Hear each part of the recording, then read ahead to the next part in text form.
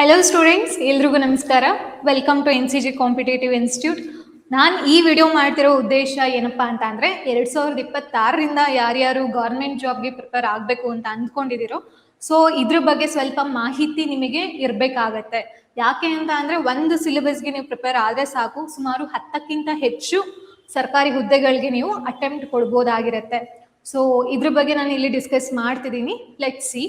ಆ ಎಕ್ಸಾಮ್ ಯಾವ್ದಪ್ಪ ಅಂತಂದ್ರೆ ಅದು ಗ್ರೂಪ್ ಸಿ ಎಕ್ಸಾಮ್ ಆಗಿರುತ್ತೆ. ಅಂತ ಅಂದ್ರೆ ನೀವು ಗ್ರೂಪ್ ಸಿಗೆ ಪ್ರಿಪೇರ್ ಆದ್ರೆ ಸಾಕು, ಸುಮಾರು 10ಕ್ಕಿಂತ ಹೆಚ್ಚೇನು ಅದಕ್ಕಿಂತ ಜಾಸ್ತಿ ನೀವು ಏನ್ ಮಾಡ್ಬೋದು, ಗೌರ್ಮೆಂಟ್ ಜಾಬ್ಗೆ ಅಟೆಂಪ್ಟ್ ಕೊಡ್ಬೋದಾಗಿರುತ್ತೆ. ಹಾಗಾದ್ರೆ ಸಿಲೆಬಸ್ ಏನಿದೆ, ಬೇರೆ ಬೇರೆ ಯಾವ ಎಕ್ಸಾಮು ಈ 100% ಸಿಲೆಬಸ್ ಜೊತೆ ಓವರ್ಲ್ಯಾಪ್ ಆಗ್ತಿದೆ ಅನ್ನೋದನ್ನ ನೋಡೋಣ. ಅಂಡ್ ಅದಕ್ಕಿಂತ ಮುಂಚೆ ನಾನು ಇನ್ನೊಂದು ಏನ್ ಹೇಳ್ಬೇಕಂತ ಅಂದ್ರೆ, ನೀವು ಏನ್ ಇವಾಗ ಗೌರ್ಮೆಂಟ್ ಜಾಬ್ಗೆ ಪ್ರಿಪೇರ್ ಆಗಬೇಕು ಅಂತ ಅಂದ್ಕೊಂಡಿದ್ದೀರಾ, ನಿಮ್ಮ ಪ್ರಯತ್ನ ಸರಿಯಾದ ದಾರಿಲಿ ನಡೀಲಿ, ಅದಕ್ಕೆ ಸೂಕ್ತವಾದ ಮಾರ್ಗದರ್ಶನ ಸಿಕ್ತು ಅಂತಂದ್ರೆ ಖಂಡಿತ ನೀವು ಯಶಸ್ಸನ್ನ ಕಾಣ್ತೀರಾ.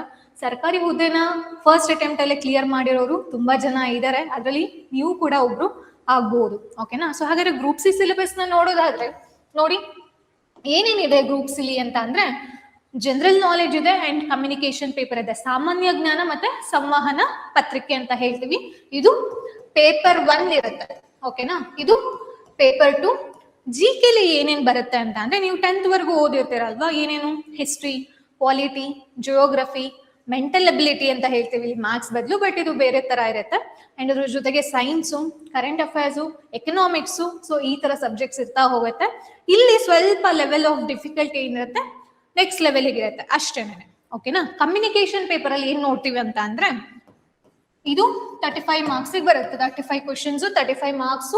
ಜನರಲ್ ಇಂಗ್ಲಿಷು, ಜನರಲ್ ಕನ್ನಡ, ಇದು ನಿಮಗೆ ಗ್ರಾಮರ್ ಮಾತ್ರ ಇರುತ್ತೆ. ಜನರಲ್ ಕನ್ನಡ ಬಂತು ಅಂದ್ರೆ ನಿಮಗೆ ಗ್ರಾಮರು ಮತ್ತೆ ಲಿಟ್ರೇಚರ್, ಸಾಹಿತ್ಯ ಎರಡು ಕೂಡ ಇರುತ್ತೆ. ಕಂಪ್ಯೂಟರ್ ನಾಲೆಜ್ ನಿಮಗೆ 30 ಕ್ವಶನ್ಸ್ ಇರುತ್ತೆ. ಟೋಟಲ್ ಆಗಿ ನಿಮ್ಗೆ ಎಷ್ಟಾಯ್ತು, 100 ಕ್ವಶನ್ಸ್. ಈಚ್ ಪೇಪರ್ ಕೂಡ 100 ಕ್ವಶನ್ಸ್ ಇರುತ್ತೆ, 100 ಮಾರ್ಕ್ಸ್ ಇರುತ್ತೆ. ಅಂದ್ರೆ ಒಂದೊಂದು ಕ್ವಶನ್ಗೂ ಕೂಡ 100 ಮಾರ್ಕ್ಸ್ ಇರುತ್ತೆ. ಸೊ ಟೋಟಲ್ ಆಗಿ ಎಷ್ಟು ಮಾರ್ಕ್ಸ್ ಆಯ್ತು, 200 ಮಾರ್ಕ್ಸ್. ಹಾಗಾದ್ರೆ ಇಲ್ಲಿ ಋಣಾತ್ಮಕ ಅಂಕಗಳಿದ್ಯಾ, ನೆಗೆಟಿವ್ ಮಾರ್ಕ್ಸ್ ಇದೆಯಾ ಅಂತ ಅಂದ್ರೆ ಹೌದು, ಖಂಡಿತ ಇದೆ. ಎಷ್ಟಪ್ಪ ಅದು ಅಂತ ಅಂದ್ರೆ 0.25.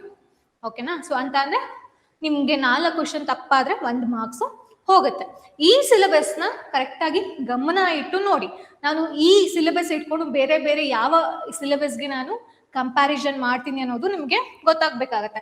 ಈ ಎಕ್ಸಾಕ್ಟ್ ಸೇಮ್ ಸಿಲೆಬಸ್ ಯಾವ್ಯಾವ ಹುದ್ದೆಗಳಿಗೆ ಬರುತ್ತೆ ಗೊತ್ತಾ? ಒಂದು FDA, ಇನ್ನೊಂದು SDA, ಇನ್ನೊಂದು VAO, ಇನ್ನೊಂದು ನಾನ್ ಟೆಕ್ನಿಕಲ್ ಅಂತ. ಓಕೆನಾ? First of all group C ಹುದ್ದೆಗಳಲ್ಲಿ ಯಾವ್ದಾವ್ದು ಬರುತ್ತೆ ಗೊತ್ತಾ? PDO, CTI commercial tax inspector, statistical inspector ಇರ್ಬೋದು, ಅಕೌಂಟ್ ಅಸಿಸ್ಟೆಂಟ್ ಇರ್ಬೋದು. ಸೊ ಈ ತರ ಹಲವಾರು ಹುದ್ದೆಗಳು ಗ್ರೂಪ್ ಸಿ ಎಕ್ಸಾಮ್ ಸೆಂಟರ್ ಬರುತ್ತೆ. ಇದರಲ್ಲಿ ನಿಮಗೆ ಏನಾಗುತ್ತೆ ಅಂತ ಅಂದ್ರೆ, ಗ್ರೂಪ್ ಸಿ ನಿಮಗೆ ಡಿಗ್ರಿ ಬೇಸ್ಡ್ ಎಕ್ಸಾಮ್ ಇರುತ್ತೆ. FDA ಕೂಡ ನಿಮಗೆ ಡಿಗ್ರಿ ಬೇಸ್ಡ್ ಇರುತ್ತೆ. SBA ಅಂಡ್ VAO ನಿಮಗೆ PU ಮೇಲಿರುತ್ತೆ. ನಾನ್ ಟೆಕ್ನಿಕಲ್ ಕೂಡ ಏನಾಗುತ್ತೆ ನಿಮಗೆ ಯೂಶಲಿ ಡಿಗ್ರಿ ಮೇಲಿರುತ್ತೆ. ಅಂಡ್ ಇದ್ರ ಜೊತೆಗೆ ಜೂನಿಯರ್ ಇಂಜಿನಿಯರಿಂಗ್ ಎಲ್ಲ ನಿಮ್ಗೆ ಸೇಮ್ ಸಿಲೆಬಸ್ ಇದೆ, ಏನು ಡಿಫ್ರೆನ್ಸೇ ಇಲ್ಲ. ನಾನ್ ಟೆಕ್ನಿಕಲ್ ಅಂತ ಎಲ್ಲಿ ಮೆನ್ಷನ್ ಆಗಿರ್ತೋ ಅಲ್ಲೆಲ್ಲಾನು ಕೂಡ ಗ್ರೂಪ್ ಸಿ ಸಿಲೆಬಸ್ಸೇ ಇರುತ್ತೆ. ಸೊ ಇದೆಲ್ಲ ಕಂಪ್ಲೀಟ್ ಆಗಿ 100% ಗ್ರೂಪ್ ಸಿ ಅಂತ ಅಂದ್ರೆ GK ಏನಿದೆಯೋ ಅದೇ ಬರುತ್ತೆ, ಕಮ್ಯುನಿಕೇಶನ್ ಪೇಪರ್ ಏನಿದೆಯೋ ಪ್ಯಾಟ್ರನ್ ಅದೇ ಬರ್ತಾ ಹೋಗುತ್ತೆ.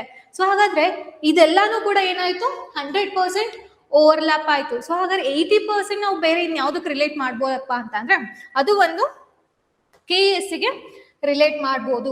KS ಅಲ್ಲಿ ಎಲ್ರಿಗೂ ಗೊತ್ತು 3 ಸ್ಟೇಜ್ ಇರುತ್ತೆ. ಯಾವ್ಯಾವ್ದು? ಒಂದು ಪ್ರಿಲಿಮ್ಸ್, ಇನ್ನೊಂದು ಮೇನ್ಸ್, ಇನ್ನೊಂದು ಇಂಟರ್ವ್ಯೂ. ಪ್ರಿಲಿಮ್ಸ್ ನಿಮಗೆ ಮಲ್ಟಿಪಲ್ ಚಾಯ್ಸ್ ಕ್ವಶನ್ ಇರುತ್ತೆ, ಮೇನ್ಸ್ ರಿಟರ್ನ್ ಇರುತ್ತೆ, ಬರೆಯೋದಿರುತ್ತೆ. ನಿಮ್ group C FDA, SDA, VAO ಕೂಡ ಏನಾಗುತ್ತೆ, multiple choice question, objective type ಇರುತ್ತೆ, ಬರೆಯೋದೇನು ಇರೋದಿಲ್ಲ. ಸೊ ನೀವು ಅದ್ರಲ್ಲಿ ಸೆಲೆಕ್ಟ್ ಆದ್ರೆ ಡೈರೆಕ್ಟ್ ಆಗಿ ನಿಮಗೆ ರಿಕ್ರೂಟ್ಮೆಂಟ್ ಹೋಗುತ್ತೆ, ಡೈರೆಕ್ಟ್ ಆಗಿ ನೀವು ಜಾಬ್ ತಗೊಳ್ತೀರಾ. ಅದ್ರಲ್ಲಿ ಇನ್ನೂ ಕೂಡ ಇಂಟರ್ವ್ಯೂ ಆ ತರ ಪ್ರೊಸೆಸ್ ಯಾವುದು ಕೂಡ ಇರೋದಿಲ್ಲ. ಓಕೆನಾ? ಸೊ ಇಲ್ಲಿ KS ಬಗ್ಗೆ ಮಾತಾಡೋದಾದ್ರೆ, ಪ್ರಿಲಿಮ್ಸ್ ನಮಗೆ 2 ಪೇಪರ್ ಇರುತ್ತೆ. ಸೊ ಪೇಪರ್ 1 ಅಂಡ್ ಪೇಪರ್ 2 ಅಂತ ಹೇಳ್ತೀವಿ.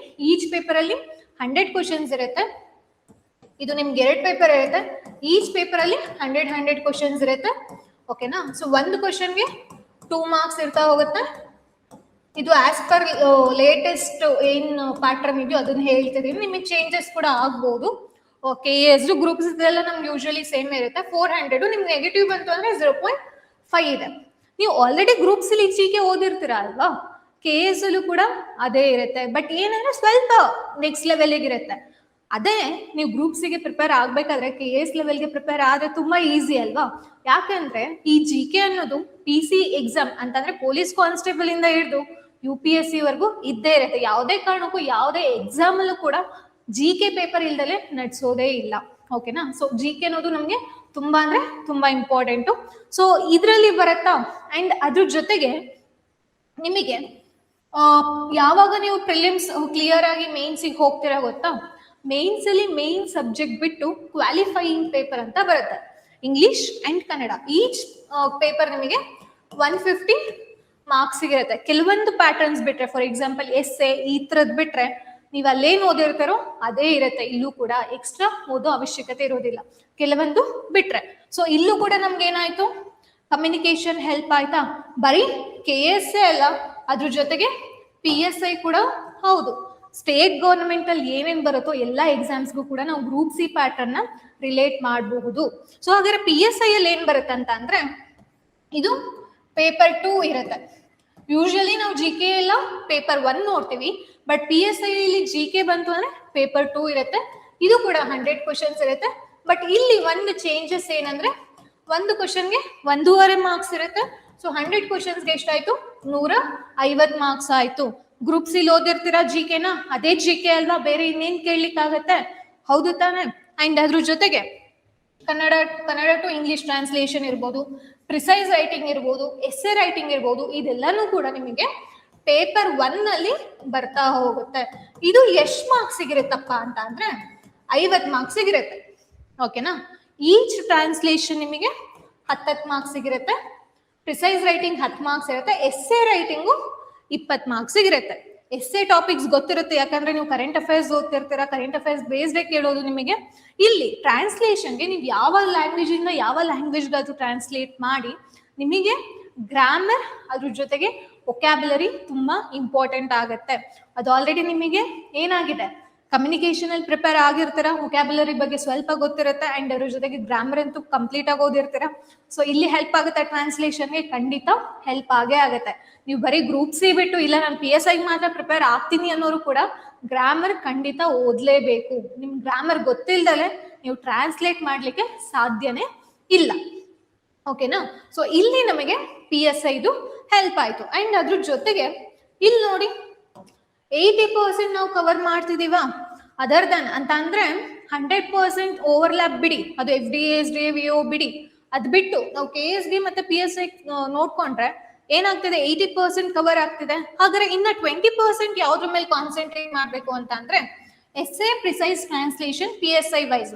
ನೀವು ಬರೀ ವೊಕ್ಯಾಬುಲರಿ ಮತ್ತೆ ಗ್ರಾಮರ್ ಇಟ್ಕೊಂಡು ಸುಮ್ನೆ ಹಾಗೆ ಕೂತಿರೋದಲ್ಲ, ಅದ್ರ ಜೊತೆಗೆ ಪ್ರಾಕ್ಟೀಸ್ ಕೂಡ ಮಾಡ್ಬೇಕಾಗತ್ತೆ. ಎಸ್ಸೆ ಪ್ರಾಕ್ಟೀಸ್ ಮಾಡ್ಬೇಕು, ಪ್ರಿಸೈಸು ಟ್ರಾನ್ಸ್ಲೇಷನ್ 3 ಪ್ರಾಕ್ಟೀಸ್ ಮಾಡ್ಬೇಕಾಗತ್ತೆ. KS ಬಂತು ಅಂದ್ರೆ ಪ್ರಿಲಿಮ್ಸ್ ಅಲ್ಲಿ ನಿಮಗೆ ಕೆಲವೊಂದಷ್ಟು ಎಥಿಕ್ಸ್ ರಿಲೇಟೆಡ್ ಕ್ವಶನ್ಸ್ ಮತ್ತೆ ಪಬ್ಲಿಕ್ ಅಡ್ಮಿನಿಸ್ಟ್ರೇಷನ್ ರಿಲೇಟೆಡ್ ಕ್ವಶನ್ಸ್ ಗಳು ರೈಸ್ ಆಗುತ್ತೆ. ಅದನ್ನ ನೀವು ನೋಡ್ಕೊಂಡ್ರೆ ಸಾಕು. ಅದು ಕೂಡ ತುಂಬಾ ಜಾಸ್ತಿ ಏನ್ ಬರೋದಿಲ್ಲ, 5 to 10 ಕ್ವಶನ್ಸ್ ಬರುತ್ತೆ. 200 ಕ್ವಶನ್ಸ್ ಅಲ್ಲಿ ಹೇಳ್ತಿರೋ 200 ಅಲ್ಲಿ ನಿಮಗೆ 5 to 10 ಬರುತ್ತೆ. ಅದನ್ನ ನೀವು ಆರಾಮಾಗಿ ಮುಗಿಸ್ಕೊಳ್ಬಹುದು.